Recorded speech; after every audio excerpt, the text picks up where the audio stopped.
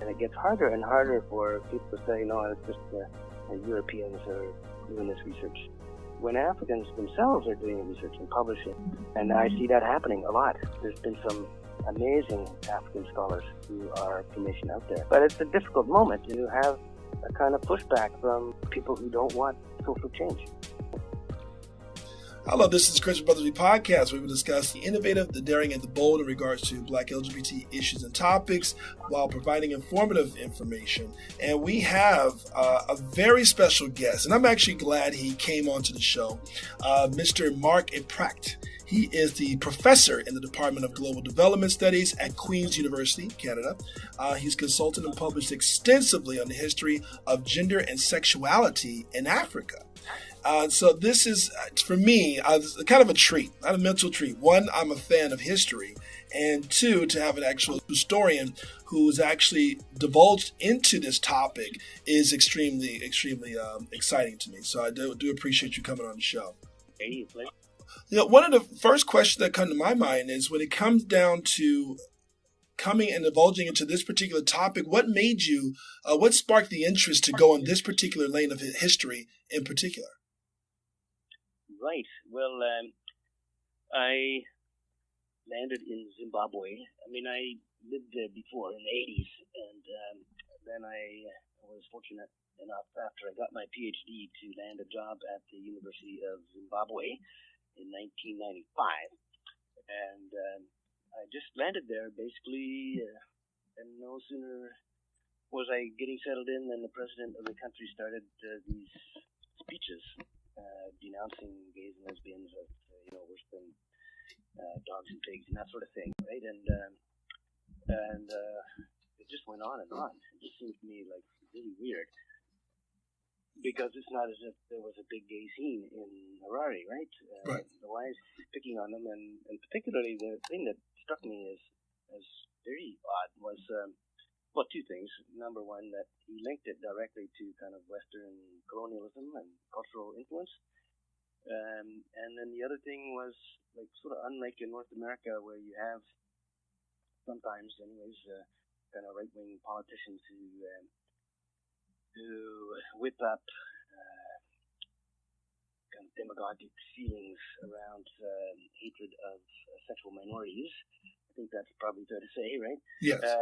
There in Zimbabwe, I mean, it wasn't really working that way. It was making people really uncomfortable. So it wasn't a natural vote-getting kind of gambit. So when you went out to the rural areas, for example, and I was doing some research out there from before and had friends out there, and you asked them, is this something that makes you want to support your president more because he's dating gays and lesbians? And they said, no. Of course, we know there were gays and lesbians here before. We just didn't want to talk about it. Gotcha. So it's embarrassing to have this political figure. It's embarrassing for him. It's embarrassing to us. So it wasn't kind of the typical homophobia that you would expect in, say, whatever, if I can say, Kansas or something like that. But so that's what got me interested.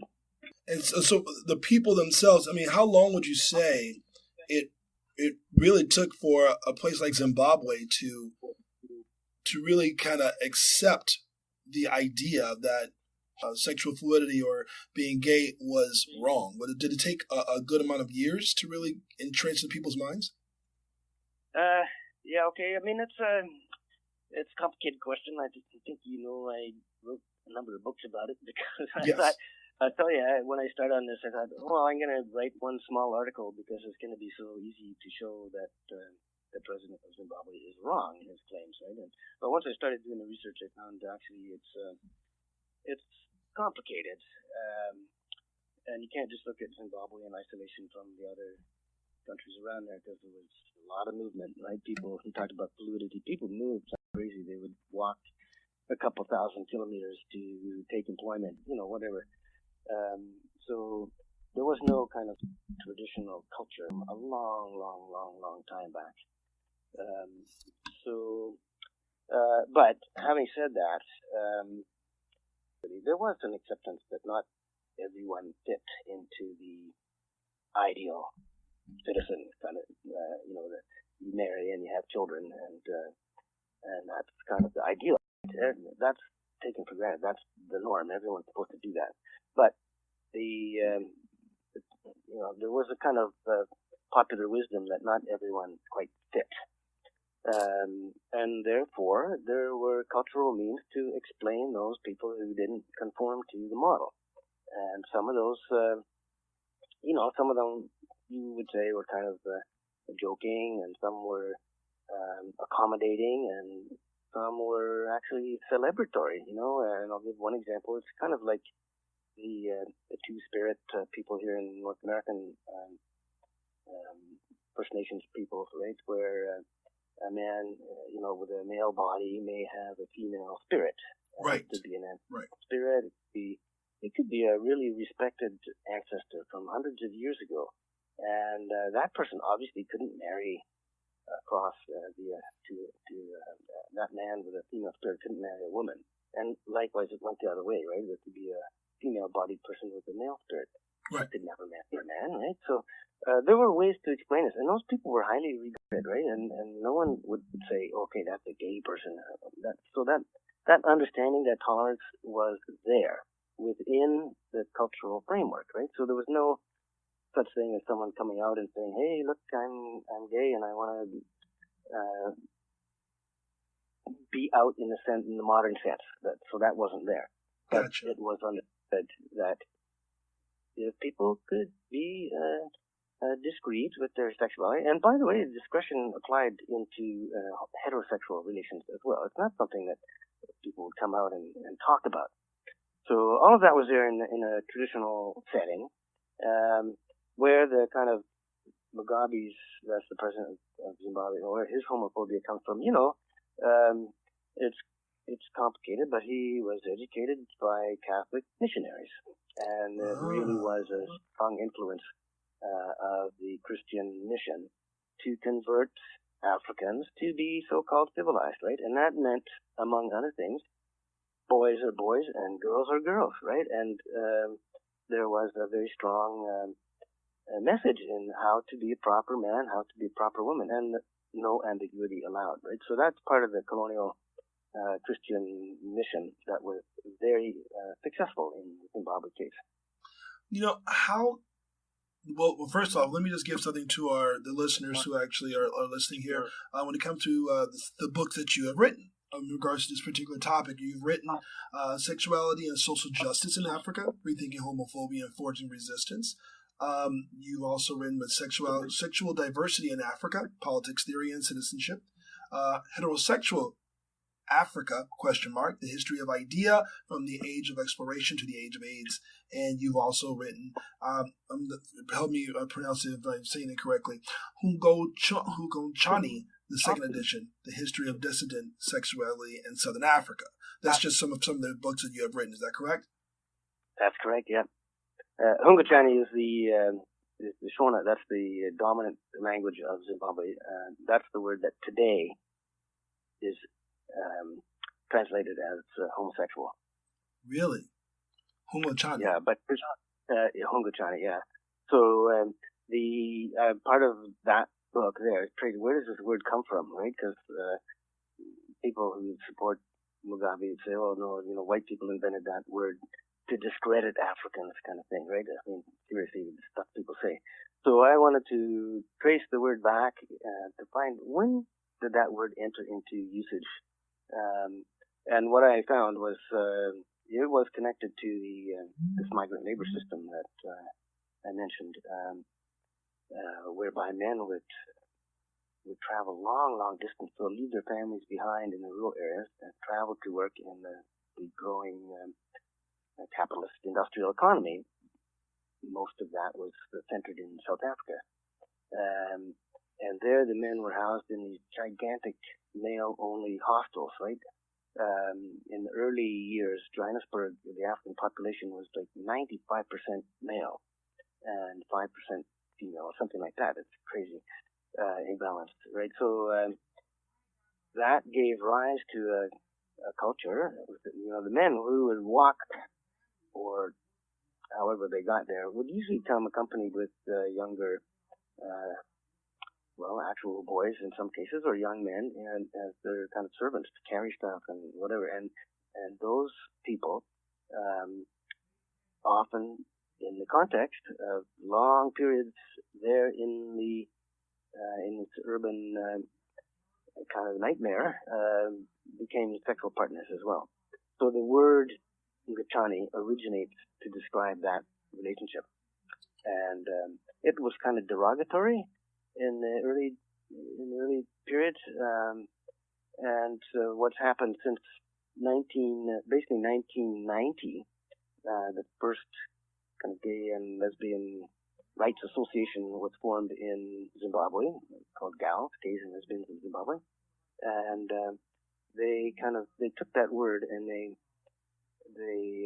took ownership of it in a sense and made it not derogatory, but by adding the prefix hu, hu, it implied an essence or a nature, not something conditional upon going to the mines or being exploitative older man, younger boy, right? That was part of the derogatory meaning there. So they've taken it and they put Hungochani, Okay. means this of being gay, as like we're just people here. Wow. The part that sometimes I think, especially a lot of people in, especially African Americans in America, we're very distant when it comes to knowing the history of Africa, in particular the LGBT, because we are constantly being bombarded with information such as, it's very un-African, it was introduced by Europeans, this is something that is not of the African people, and all these other things that we're constantly being told about Africa. And the parts that intrigued me to actually look at your books, and it's because of the fact that, wait a minute, how deep and how far does this really go beyond Christianity, or either I should say before Christianity was introduced to Africa or some parts of Africa? I mean, what was some of the customs that was practiced? What was some of the things that was it considered to be wrong at all, or just simply just common? Yeah, well, okay, I'll just say, first of all, Africa is a really big place. So you can look around and you'll find, there's significant differences from here and there. And by the way, a lot of Africa is Muslim. Probably about a third of the continent is Muslim, including much of Africa south of the Sahara. And there are Christian civilizations there that predate European colonialism, in Ethiopia, for example. So, but even if you're just talking so-called traditional cultures that weren't Muslim or pre-European missionary Christian, there's a huge diversity as well. So I wouldn't want to say, okay, there's one custom that you could find everywhere, but there are certain things that, you'll find recurrent, and I mentioned the one, and quite important, I think the idea of ancestors, like, I think it's a really common traditional belief, whereby, when you die, that's not the end of you, right? You're still part of the community, right? And the ancestors are here in the village and wherever, right? So that respect for ancestors, there are languages where there's no word to differentiate between a living person and an ancestor. They're all part of the community. So that idea that an ancestor with a spirit from a different physically embodied person from long back is in your body now was pretty common. Interesting. Then there were other practices. I think you can look around. There were societies that were quite militaristic, and the young men would be organized into kind of age groups, right? And they lived together. They trained. They went on raids for cattle. Sometimes they went on slave raids and hunting and all this kind of stuff. So they were very militarized. And in the number of studies that have been done on that, it was probably fair to say common that as older men would take younger men as mentors, right? And there was often a sexual relationship in that. there were other relations, like a lot of African societies were also quite hierarchical, with royalty and very privileged aristocracy. And there again, you'd have probably fairly common instances where the elites would take basically slaves as their sexual toys. Gotcha. So there's all those things. But the idea of a mutual kind of gay relationship that we think about as pretty cool and something to aspire to in our own society today, those probably existed, but they wouldn't have been talked about. That's not something that people would accept if it was publicly identified. But that's not to say it didn't exist. It's just that we don't have records of that sort of thing.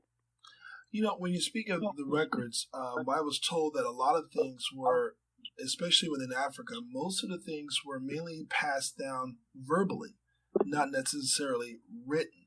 Was that something of an issue when it came down to pulling information of this particular caliber to be able to put into books? Yes, that's it's a huge issue.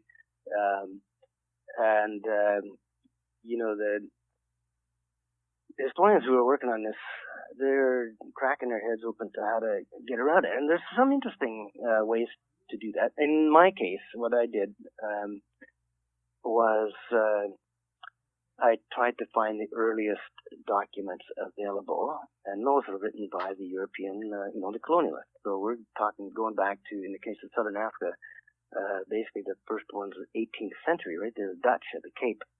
And those would be cases where they encountered, in the early Dutch cases, they were slaves. And the Dutch caught them sort of, in flagrante delicto. And the Dutch were pretty hard line in those days, and they had even death sentence for what they called unnatural lust.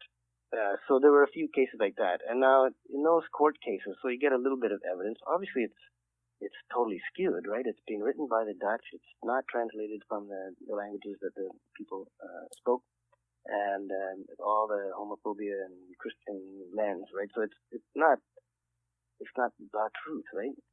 But it does allow us to get a glimpse of the lives of these slaves.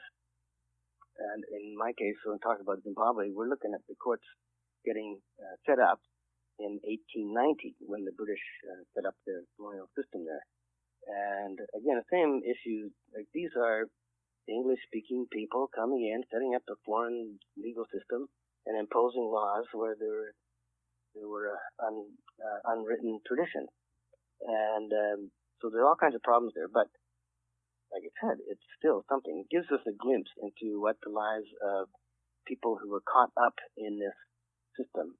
They got to defend themselves. They got to, give their version of the event. And so, yeah, there's a pretty good record. I found hundreds of cases from 1890 up until 1930 or so when I stopped. And what's interesting is, in many cases, the testimony of the men, and by the way, there were zero female cases. The colonial state was not interested in that at all. They didn't give it. It wasn't an issue to them. So the only cases involved a male, and that's because they feared it was potentially disruptive. They needed cheap labor, and they didn't want the men to be getting into arguments about lovers and payments and this sort of thing. They wanted the working men just to work, don't drink too much, and behave yourself and go home at the end of the day, sort of thing. So they were a bit concerned when they found these cases of male-male relationships, and they prosecuted them. So what's interesting is in many of those cases, the men defended themselves. They would say, I didn't know this was wrong, and they sometimes use language of course, this is normal. We older men have power over younger men, and that's just the way it's always been. And And as long as we show respect, like in these relationships, the older partner, the husband, if you want to use that language, and they did themselves, often talked about husbands and wives, the husband takes his sexual gratification and gives gifts and shows respect to the wife by that kind of moral obligation of reciprocity. But but having said all that, you need to supplement this by doing oral interviews with people, and what people don't remember back to 1641, right? And it's really hard to find oral traditions that talk about any of this, but they are out there, and I can say in the case of Zimbabwe, there are interviews with traditional spirit mediums, who would say, we have a tradition in our little people here about, for example, this powerful woman. Well, she had a female body, but she wasn't really a woman because she had this very powerful male ancestor. And talking back to the 1700s, even people have memories or stories of this sort of thing. And one other bunch of records that people are just starting to look into, there is a written tradition pre-European colonialism in a lot of Africa that is Muslim jurisprudence in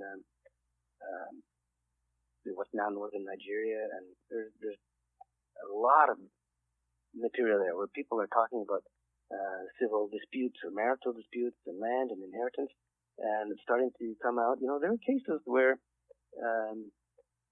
there were same-sex relations that are discussed in that Arabic language documentation. And finally, out of Ethiopia, there's another non-European written language that goes back, thousands of years. And again, people are starting to go through that systematically and say, wow, here are cases, and I'm thinking off the top of my head, so it's Christian, right? And they had a very strong tradition of interpreting biblical stories, Old Testament kind of stuff, and they had saints. And some of these saints were very interesting characters and kind of conform again to that model of like a powerful female saint who led her people and never married and all that sort of thing. So there are documents, but you have to piece those together with kind of oral traditions, ethnographic type of research, and all that. Yeah, so it's not easy work, but it's fascinating. I'm thinking to myself when it comes to different parts of Africa, different countries that you explored in. How many countries within Africa that you found this type of history to be within? I mean, because there's tons of countries within Africa, but is there any particular?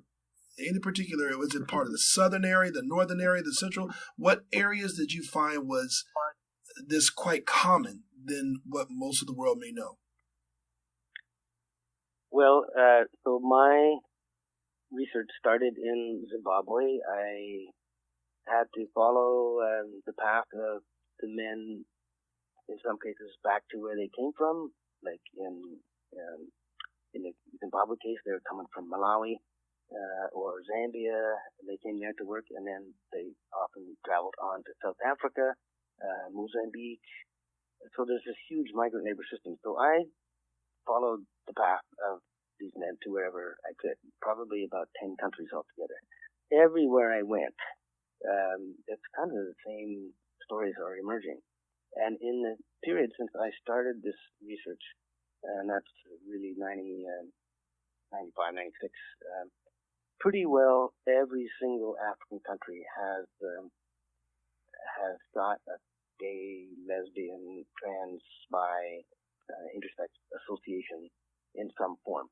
And where those appear, one of the first things people do is try and get a sense of history in their own country, even if it's the most homophobic leadership you can imagine in a place like Nigeria, and also a very powerful influence of the Christian church in a homophobic way. and kind of hardline Islam is getting in place, you think, okay, Nigeria is a serious hostile environment. But even there, now it's coming out, well, there are subcultures where we would say they're kind of gay-friendly. So pretty well, I'd say there's not a single place on the continent where you could not find some kind of discrete gay scene. Interesting. And that scene, it's often manifests as kind of a Western-looking and aspiring to some of the ideals of individual sexual freedom and this and that. But it's also grounded in local idioms in many ways. I'm just curious, when it came down to, because I was, told, a lot of us are giving some history, and, again, sometimes the information may kind of be skewed in a way, because so sometimes it makes it a little bit hard to what exactly it is to believe. When Christianity was introduced, what pretty much was that, in your opinion, was Christianity something that was the intent on giving or giving Africa something to more benefit themselves, or with your history and with the things that you've actually explored about Africa, what exactly did you find that what Christianity really did to Africa? Okay, so just let's separate Ethiopia out for now, and Egypt and Nubia, part of Sudan, those were all Christianized like long back, and straight from kind of Palestine, not through European missionaries. So we'll separate that out. So we're talking like a large chunk of Africa where there was no Christianity when Europeans first arrived. And so I think it's fair to say, the first European Christians in Africa had kind of mixed motives, to say the least. They were Portuguese, and they had an interest in the slave trade, right? From their point of view. So this is the thinking of the time. They're looking at Africans and saying, "Man, these people are savages," right? They had this judgment for whatever reasons, and they figured the only way we can make these people into civilized people is to Christianize them, and we might have to use force to do that. We might have to capture them and enslave them to make them better people. That was the kind of thinking that was going on, and there were missionaries who advocated and actually participated in slave raiding and slave trading in those early years. We're talking like the 1600s, especially in like the Angola, what's now Angola. But interestingly enough, in that context, the Portuguese encouraged these wars among Africans to generate slaves, right? And they exploited this. Then they got the slaves, threw some holy water on them, turned them into Christians, and they could have their consciences solved. But what I find really, really interesting is that in some cases, Africans saw Christianity as potentially something that could help them fight this, right? And there's an amazing case, which I talk about in the Sexuality and the Rethinking Homophobia book there. Yes. Sexuality and Human Rights. So a female leader who conforms to that model I spoke of, where she claimed to be possessed by a powerful male spirit, and who happened to be a Christian saint. And she said, and then we're talking like 1701 or something like that, and she was possessed by this Saint Anthony, it was, so that, Italian, but she claimed he was black, and that Jesus was black. And with the voice of this saint that was in her, she rallied her people to unite to fight the Portuguese and the slave traders. And, they made a lot of success. They almost drove the Portuguese out. Unfortunately, they caught her and burned her at the stake. Oh, wow. But, yeah, it was tough. My point is those were rough and tough days, yeah. So my point is that it worked both ways, that Europeans, in some cases, used Christianity as a means to get political power over Africans and to exploit them, even enslave them.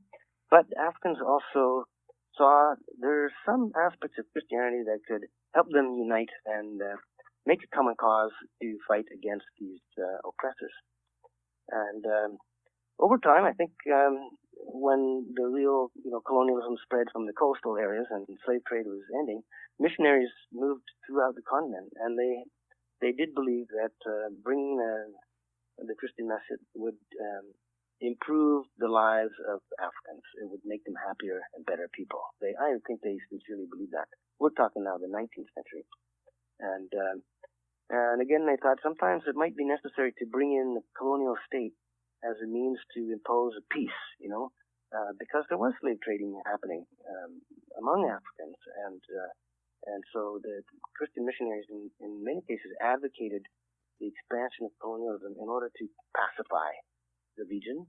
Then they could bring in education, they could bring in, healthcare and all that kind of good stuff. So I believe they were sincere, and after initial skepticism, I would say generally Africans were saying, well, why should we take some foreign religion? We have got our own, right? But I think the early missionaries started to show results. They built schools, they built hospitals, and people who were skeptical were saying, hey, maybe there's something in this that could help us. And through the 20th century, Africans used Christianity as their own. Wow. So, this is actually pretty interesting. So, when it came down to, the slavery, particularly when it comes to same-sex relationships at this particular time, was there any documentation that shows how slave traders also had to deal with this as an issue? There's a little bit, but not so much in the slave trade that you're thinking about. That is across the Atlantic. The European slave traders were interested mostly in men who could come across and work in plantations for commercial profit. They did discover, I'm talking like the early days in the 16th century, 1500s, 1600s, even 1700s, in those shipments of mostly men across the Atlantic, or once they landed in the Americas, they did find cases of male-male relations and prosecuted them. I was just reading the other day, so the Portuguese, like the Spanish, had a Catholic Inquisition, right? They were trying to impose a moral regime on society.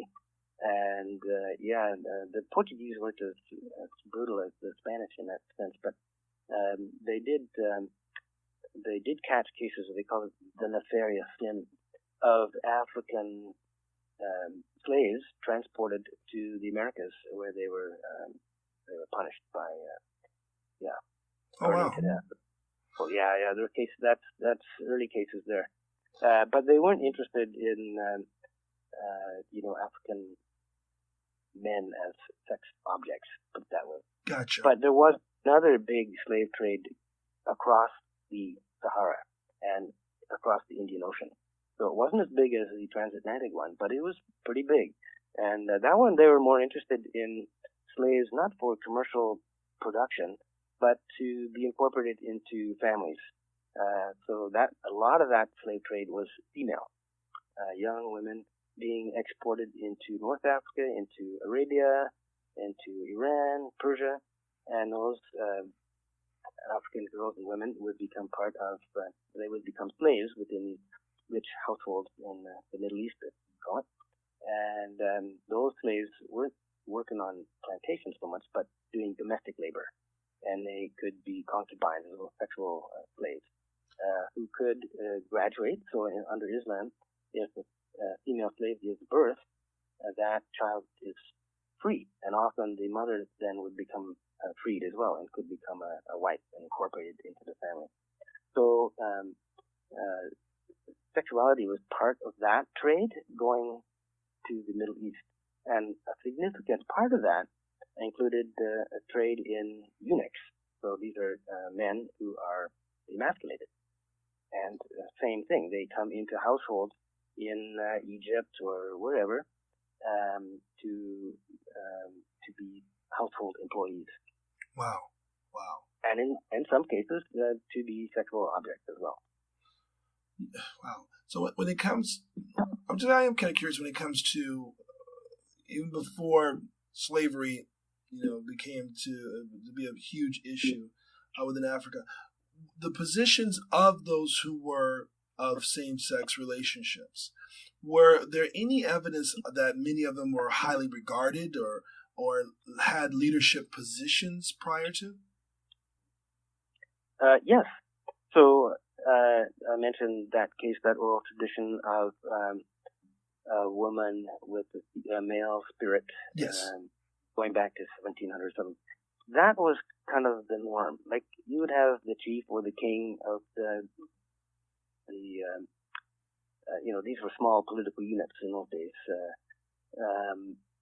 and it was the norm that leader, that male leader, would have a female-bodied person with a male ancestral spirit in as the main kind of advisor, a very important political position. So that woman, speaking with the voice of male authority, this ancestral spirit, was the one who called the shots. The king would have to listen to her, and she, of course, would never marry a man. Right? She might marry a young girl, but okay, we don't know, did they actually have sex? We don't know that, right? But right. We just know that there were these honored positions of people who did not marry and have children. They were considered to be extremely important political figures. And the same in other parts of West Africa, the other way around. I mentioned eunuchs, right? So these are men who are emasculated. They were, in many cases, so they're slaves, but they weren't given, they weren't treated like chattel. They were actually promoted into high positions in political office. Often the top royal kind of official. They could also be leaders in war. Yes. Does that answer your question? But again, the point is, we don't know. We don't have evidence to say, oh yes, these people were homosexual in the modern sense. No, not at all. Just that they did not conform to the heteronormative expectations, and no one said that's terrible.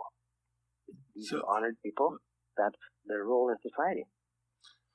How far back does it show same-sex relationships existed? How many years within Africa? How far back would you go? Okay, well, in my case, so in Zimbabwe, among the many other wonders of the place, they've got thousands and thousands and thousands of archaeological sites around the country where the so-called the Bushmen, the people who live there, I guess we call them indigenous population, before the present-day inhabitants, let's say black folk, moved there. There were these indigenous people who lived in the rocks and hills and caves, and they left these paintings. So most people say they disappeared from Zimbabwe about 2,000 years ago. They moved farther west into the desert or south and this and that. So they've got these paintings all over the place. And there is a certain scholar who identified a number of them, and so I didn't find these myself, but I'm relying on other scholar of Bushman art, who's found cases of very obvious depictions of same-sex relations on these cave walls painted 2,000 years ago. So, yeah. Wow. I did remember seeing something on the rock that of the Bushmen, and that actually it does appear that they were engaging in sexual activity on these paintings. Am I right? Yes, and I mean it's not realistic to a Western eye of the depictions of the shapes of people and animals. I'm sort of relying on the expertise of someone who's looked at these things for decades and decades and say these are the traditions that we know. This represents this and this, right? So they're not realistic art, but looking at them, it's hard not to say, okay, that looks like, that guy's got his penis between the legs of that guy, or in the anus. It looks like it, right? Yes. And it fits with the one picture I'm thinking of right off the top of my head, it's pretty clear. It shows the one, kind of the top is depicted in white, and the bottom is black. And that has a long tradition in Bushman art. The white symbolized something, spirit possession, state of spirit possession. So the top is communicating this spiritual power to the bottom. Wow. So if we kind of fast forward to today, we kind of sometimes believe that the African culture really, truly keeps their culture, keeps their history, as something that they really hold in treasure, as many other countries do, and many other Caribbeans do. But is it appear to be that something, when it comes to this particular portion of history, has been, like in many other countries, suppressed in many ways? Yes, suppressed and politicized.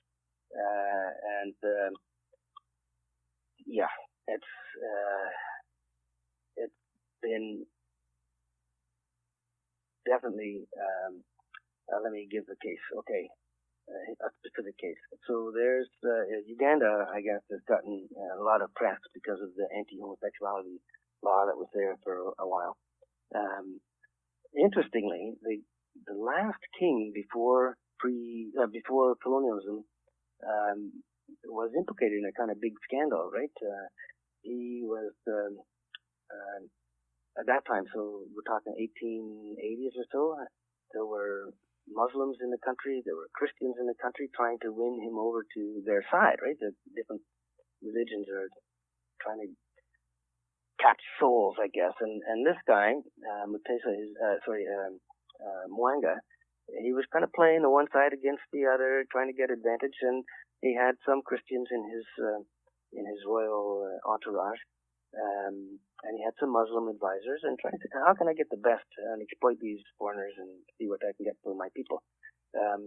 Then at one point he used his kingly authority and said, I feel like having sex with you, right? And that was not unusual. And he pointed to this page at court, a Christian, and that Christian young man said no, and this enraged the king, and he had all these Christian pages executed. Whoa. Because they refused to give in to his desire to have them as sex objects. And so then what happened in the historical writing, so after that, this big this atrocity happened, and then the British got involved and they invaded the country and took it over as a colony. So what happened in the history books and the way this incident was discussed, okay, the Christians had this as an example of, look at these savage Africans, the king exploiting in a perverse way the sexuality of these young men and then having them killed. They took that as an example of African savagery that justified colonialism.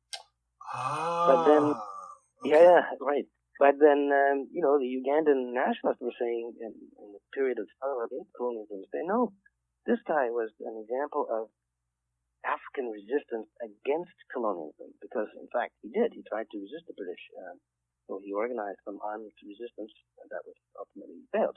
So that whole history of his exploitation and execution of these people was sort of hush-hushed.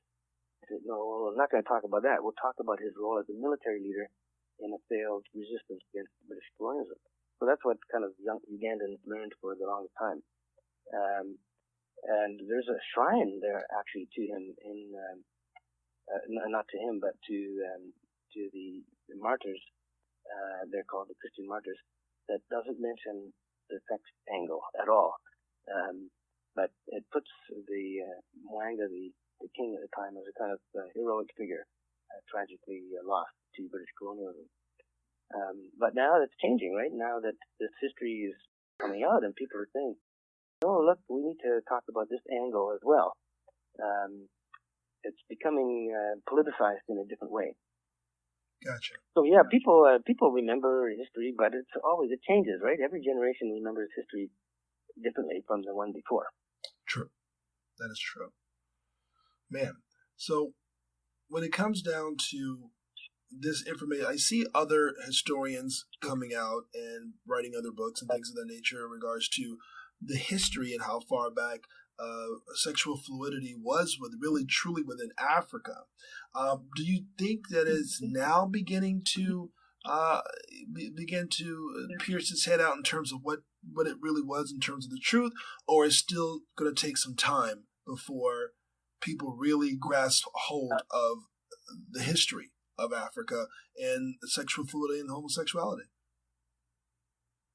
Well, I mean, I'm optimistic. I think I look at the scene right now, the academic scene, and I see a lot of young African scholars taking this up, right? So part of the problem, and I'm part of it myself, is who did the first round of research in this way? You know, it's not Africans in the most part, right?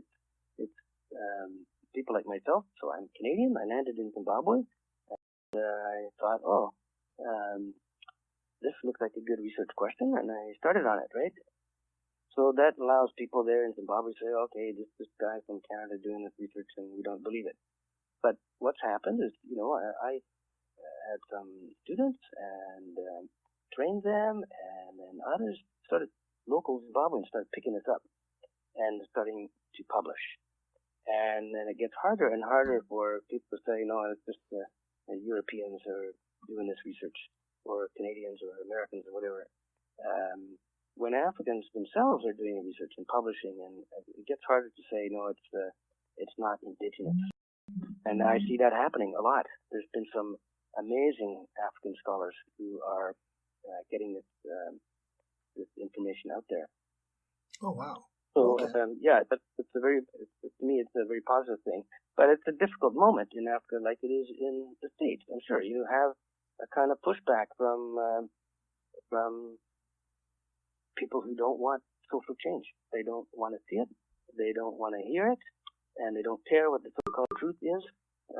They'll just shout fake news, right? And that's there in Africa too, right? So people are stressed with the economy hasn't been going well, and they're looking for easy answers, and they're looking to blame easy scapegoats. So, you know, we're kind of working against powerful forces that do not want to know the truth. Wow. And so, well, I mean, now that you mentioned that, when it comes to publishing and getting people to be more aware of that, how much of that pushback have you truly seen personally within your works? In my works, not so much, you know, because, well, I am writing from a very privileged position, right? And I'm writing at a level of, for the most part, it's academic scholarship, and the hope is that will kind of trickle down and get picked up by more popular media. And that's happened to some extent. And there's been a few instances where I have put stuff out there, and it's been, it hasn't got accepted because it was embarrassing to the host. I'm thinking one time in Nigeria. But for the most part, I think I personally haven't experienced great hardship. I have published mostly in North America and South Africa. So I'm trying to get something published in Zimbabwe. I don't know. It's a different. They got rid of that old guy there who was the most vocal homophobe. So things are changing. Yeah. So we'll see. But yeah, for young Africans coming up, there are ways they can get things published now. Yeah, it's changing for the better, if you ask me. Okay, because I did have recently. I had one author who actually wrote the first Nigerian gay memoir, and he actually was talking about. Actually, the name of the book is called "Lives of Great Men" by Mr. Frankie Edelzine. He actually wrote the first gay Nigerian memoir, and he was talking about his works to try to get the book to be distributed within Nigeria, and it does appear to be a big to-do. A big to-do is to get it in these countries. I mean, is it basically because, is there any particular law, or is it because the organizations who are there are totally against anything of homosexuality, to where any books they will not distribute, or what is it really when it comes to such a movement to be against this? Well, each country will be a bit different. I don't know the exact case in Nigeria, but it's probable there are places which have laws against they use language like homosexual propaganda, and that might be the case in Nigeria. But a publishing company also is going to want to be careful, because in the atmosphere where you have kind of churches and you've got imams and some kind of radical new churches all competing for each other, how easy it is for them to whip up hysteria. Oh, look at that publishing house, they put out this. And it's a bit of a business risk for a company to take that on, right? I would say in most cases that's the main worry, rather than state direct repression. But that may apply in some cases.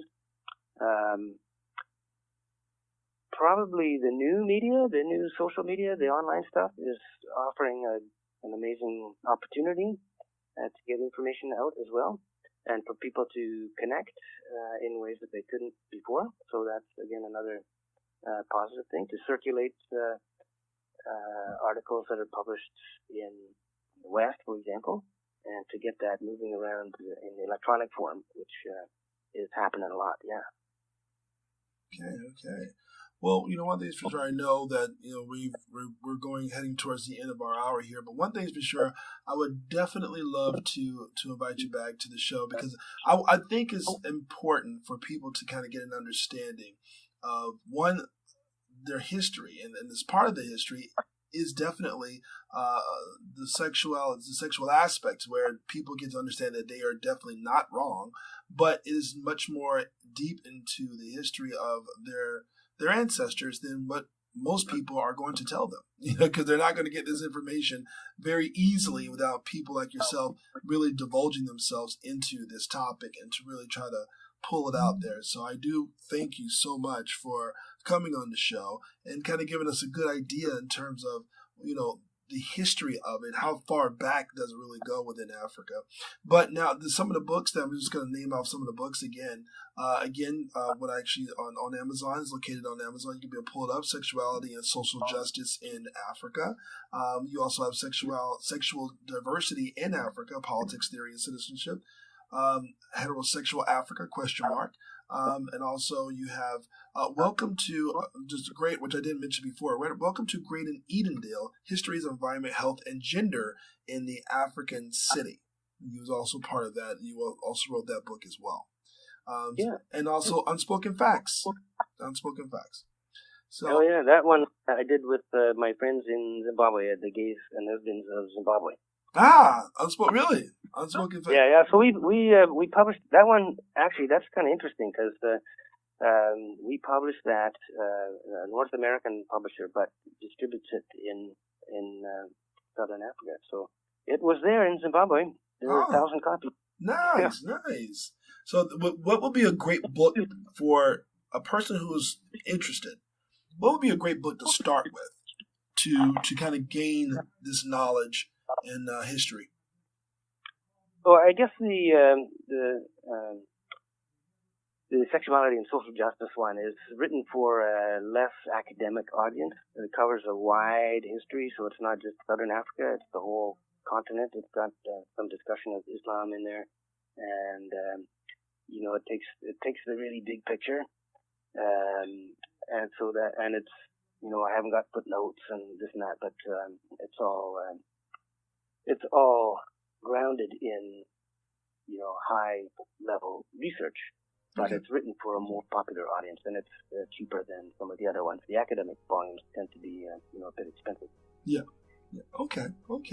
Well, that's a great book to start with, and like I said, I'll definitely, what I normally do with any of my guests, I normally make sure that all their information is definitely put out there, so it's directly underneath in terms of the notes of the podcast, so that everyone knows exactly who they are, what type of works they've done, and to start to work themselves. And it's a good little platform for that.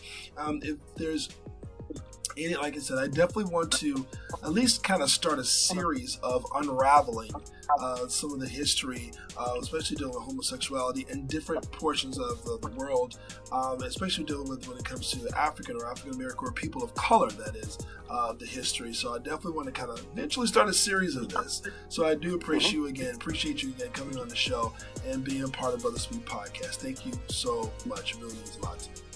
So, yeah, you're most welcome, and thanks for reaching out. Thank you. Well, this is Chris for Brothaspeak Podcast. Again, signing off. Have a wonderful day. Okay, cheers.